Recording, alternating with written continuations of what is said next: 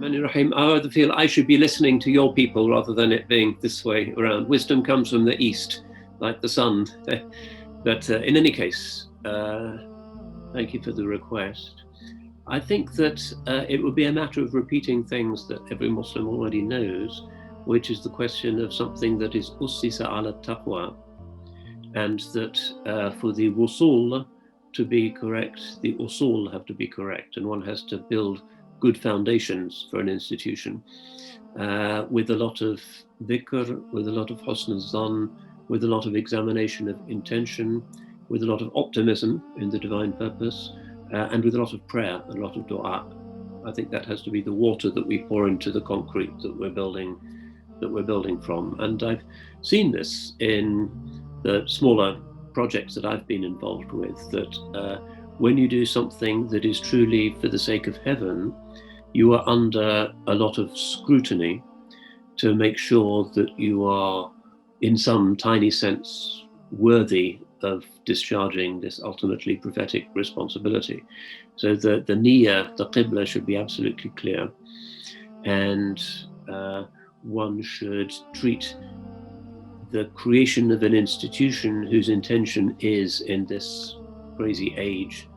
to return people to their creator, as a sacred responsibility and as a form of ibadah, rather than just another thing that one does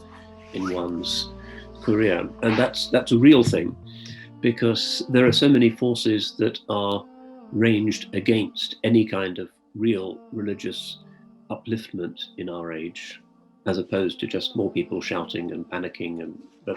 real illumination and restraint and compassion. These are increasingly unusual things, that there will be, as it were, dark forces that try and pull it down.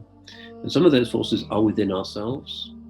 some are within our friends, some are just implicit in the structures of the world and the fact that the world is following the law of gravity and is kind of sliding downhill towards whatever's easier and most gratifying. So in order to deal with those forces, one has to be almost preternaturally aware that heaven's scrutiny rests upon those who are trying or are claiming to be serving sacred knowledge, to be khuddam of the khuddam of the Rasul sallallahu alayhi wasallam, which is a big claim. And so that would be the first nasiha, I guess, that we all need to look to our intentions and rectify them where possible. And whatever we might be doing in our other jobs and our careers and necessary things in the dunya, that if this is for sacred knowledge, we have to adopt a humble and a prayerful approach. Otherwise, Allah will not allow it to come to fruition, and it will be some yet another modern Islamic ambition that kind of crashes down and becomes divisive.